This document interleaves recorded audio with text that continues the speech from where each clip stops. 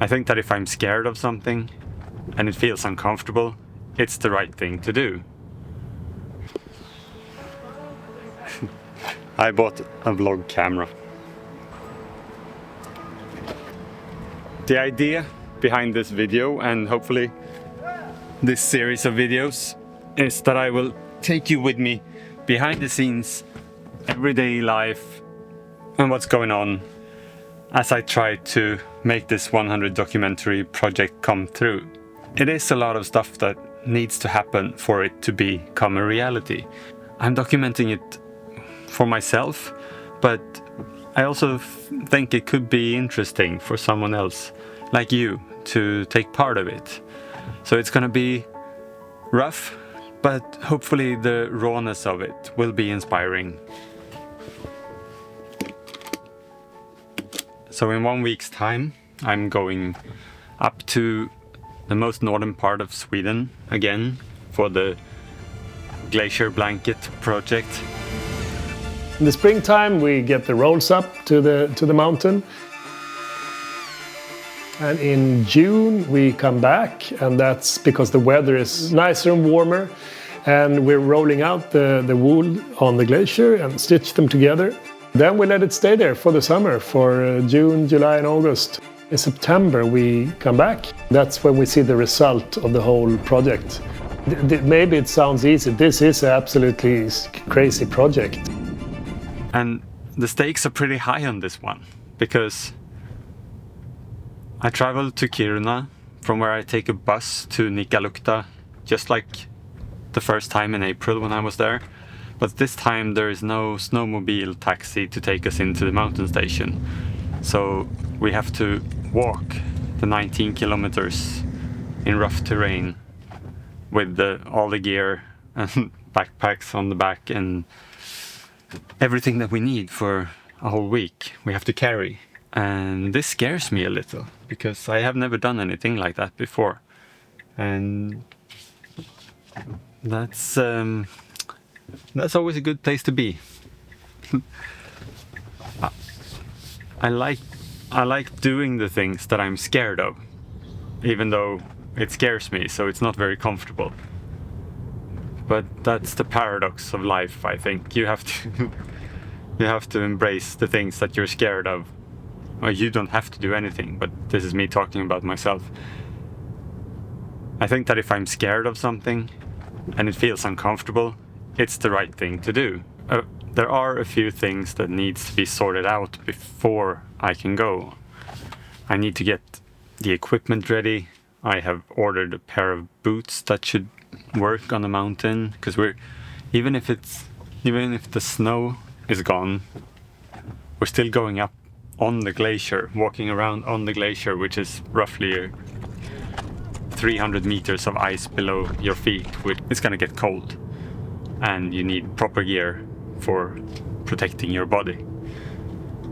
So I have no clue what I need, because I'm not a person who usually do this kind of things.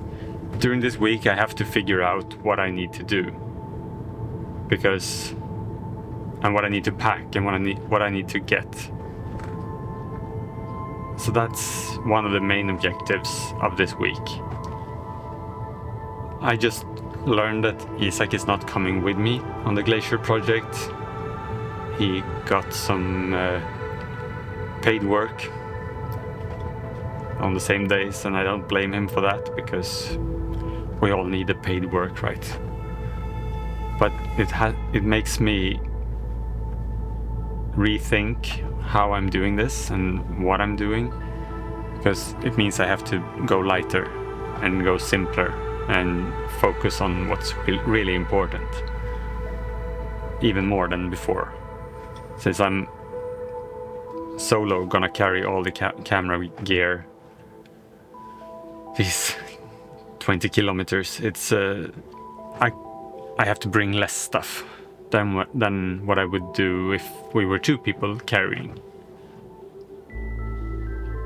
But not only that, it's not just the carrying, it's the actual filming too, because if I'm doing it solo, I have to think about all the components myself. I have to get the interviews, the sound bites, the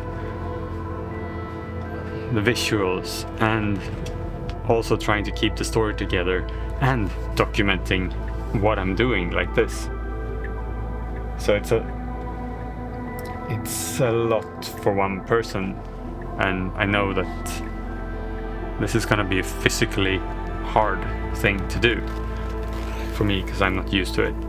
Alright, so I was supposed to film on the way up here, but skis, poles, and going uphill, it was just a little bit too much, so I didn't film it.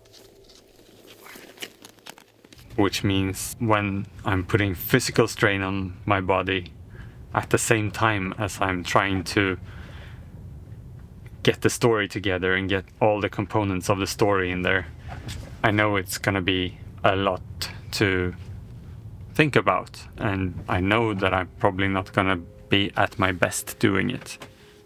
So I have to figure out how to do it, how to set it up to do it in a way that's sustainable, that I can be super clear on what I have to do. And right now I'm parking and talking at the same time. It's always difficult. But I guess planning the story ahead is super important. I have my 5-act story blueprint made out for this film, and that helps because that gives me clarity on what to capture and what I need the interview to be. But I also need to prepare the interview for that blueprint, and actually that's another thing I should put together: interview questions based on the blueprint.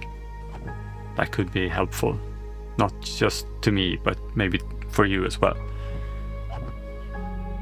Anyway, that's what I'm thinking about right now. So now it's time to go into the office and start doing all of this.